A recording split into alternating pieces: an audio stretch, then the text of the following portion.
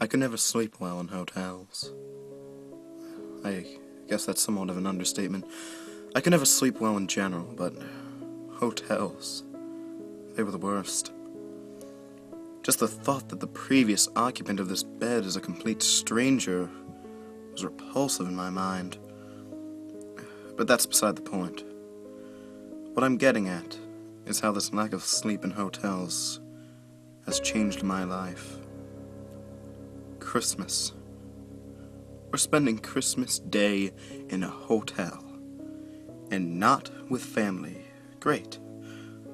Oh, don't get me wrong, it's not like I didn't enjoy the all-you-can-eat buffet of soggy hash browns and grits for Christmas Eve dinner. Of course, the first snow of the season had to cancel our flight down to Virginia. Now it's Christmas Eve, and I'm trying to sleep in this bleach-saturated room. My mind is wondering what happened in here to cause such an excessive amount of bleach needed. The room was nothing out of the ordinary. 2 beds, one for me and my dad, and another for my sister and my mom. A bathroom, and a stained microwave that looked like it needed a good dusting. Somehow, I escaped the room, and the stench of bleach, into a dreamless sleep. Waking up, I could tell it was early morning. My dad was next to me, snoring, and he usually wakes me up before 4 a.m. Looking across the bed at the clock to check the time is when I noticed it. The silhouette of a man, about 6'3", across the room, staring at my mom, fast asleep. I was still half asleep, and caught up in the moment I couldn't help thinking of Santa Claus. I realized how stupid the thought was, and horror soon filled my head. I choked back a shriek. I knew I couldn't let him see me awake, so I quietly put my head back down, pretending to sleep. My mind was racing. Someone was in the room, and I couldn't do anything. I'm a scrawny 16-year-old. This man, he looked built like an ox. I wondered if I could wake up my dad in time, but I knew that wouldn't work. He slept like a rock. A bucket of water couldn't get him up fast enough. I was practically in tears. I never felt so helpless. For a second time, I choked back a scream. He was standing next to me. I could feel and hear his repulsive breath on my face.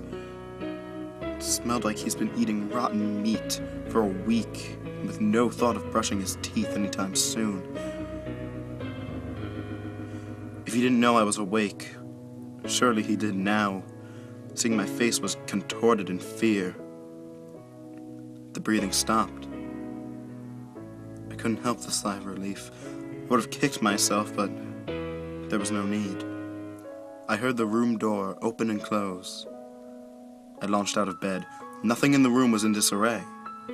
My family was still asleep. That couldn't have been a dream. I couldn't have imagined it. Feeling awake as ever, a horrible idea popped into my head. Before I could push it away, I was already pulling the door open. Glancing back to the door in order to memorize my room number, I saw a giant spray-painted black X on the door. Had I seen this without prior experience, I probably would have thought it was just some stupid kids, but I knew better.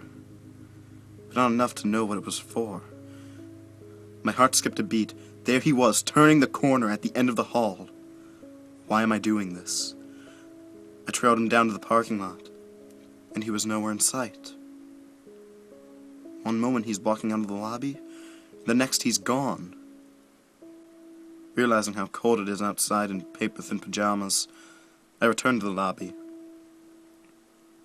No one was around. Strange.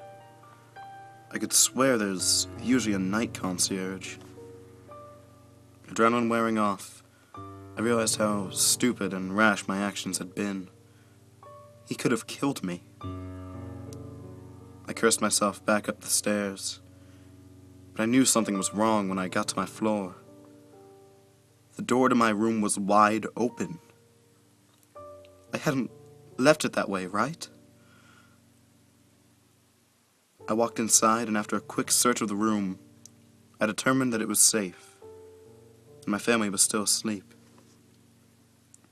I locked the door and got back into bed, though I didn't sleep for the rest of the night. I listened to my dad get up, and eventually my mom followed. But I still pretended to sleep. A few hours passed, and my parents got me and my sister up.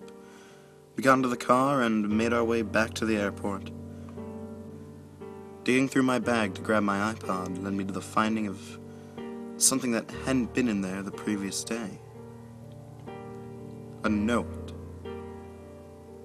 that simply held the 5 words that I still think about to this day.